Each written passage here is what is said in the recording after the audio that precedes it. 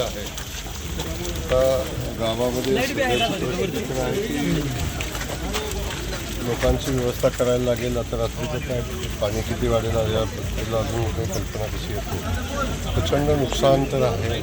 पाण्याचा फ्लो आहे. काही ठिकाणी अजून लोक पाण्यामध्ये एनडीआरएफच्या टीम पण आपण बोलवलेल्या आहेत.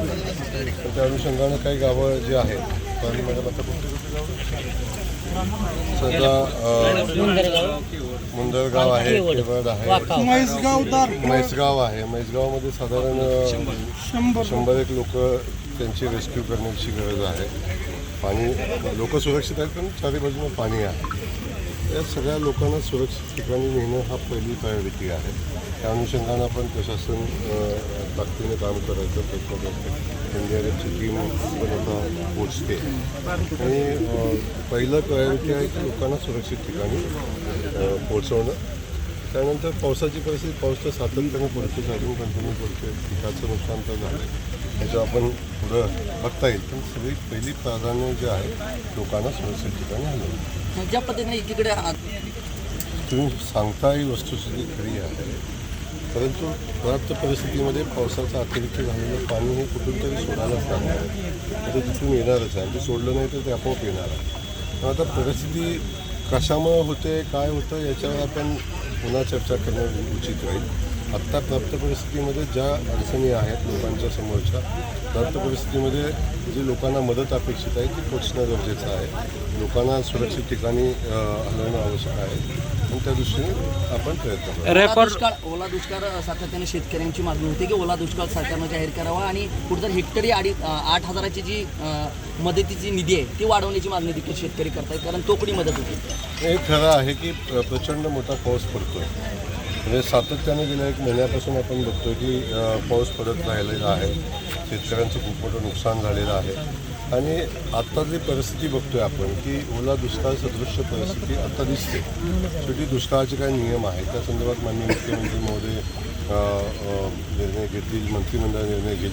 परंतु जिल्ह्याची बाजू मजबूतीने मंत्रिमंडळासमोर आपण मांडू आणि जी परिस्थिती आज या ठिकाणी आहे, अख्ख्या जिल्ह्याची परिस्थिती आहे. सातारा जिल्ह्यात काही ठिकाणी थोडाफार आहे, पण आज या जिल्ह्याची परिस्थिती खूपच गंभीर आहे.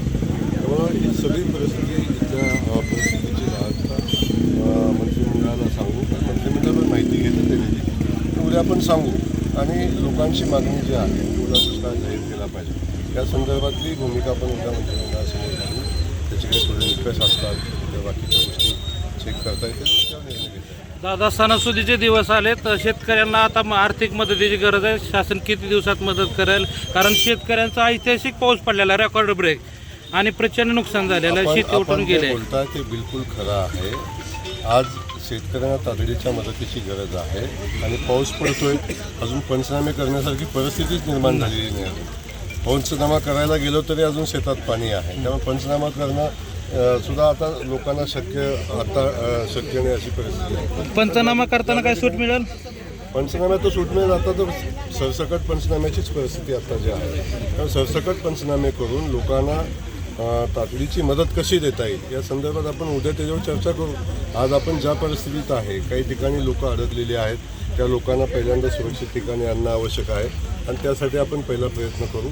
बाकी शेतकऱ्यांच्या पाठीशी सरकार मजबूतीनं उभा आहे. जी तातडीची मदत आवश्यक आहे ती सगळी शेतकऱ्यांना मिळेल. ज्या ज्या आवश्यक गोष्टी आहेत त्या सगळ्या सरकार करेल. त्याच्या बाबतीत पीक पाण्याची आट आहे दादा, पीक पाण्याची आट आहे. पीक पाणी घेता येत नाही आता. पीक पाण्याची आट आहे, पीक पाणी नोंदवता येत नाही. त्यावर काय करणार सरकार? नक्की सरकार त्यावर निर्णय घेईल. ज्या गोष्टी करता येतील ज्या गोष्टी करता येत नाही त्या संदर्भात सरकार निर्णय घेईल. पीक पाण्यात सूट मिळणार मग? निर्णय घेईल सरकार. आवश्यकता असेल तर तो घेईल.